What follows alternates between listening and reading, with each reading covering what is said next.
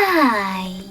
In front of me is VIVO Y21s, and today I would like to show you how you can operate voice recorder.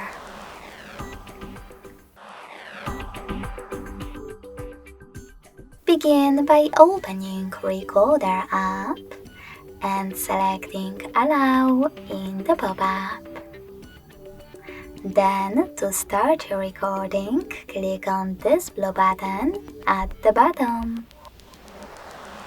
As you can see, recording is on. If you wish to pause it or unpause it, use the same middle button. In order to add a bookmark, click on this flag on the left. And to end it and save it on square on the right. As you can see, my recording was successfully created. If you want to play it, click on it. Now to rename it, so click, hold it, click on this pen at the bottom in the middle, and type in wherever you wish to. To save your new name, hit OK.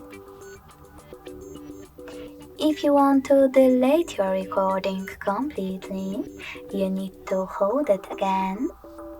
But this time click on Delete next to Rename at the bottom. Then confirm your choice in the pop-up.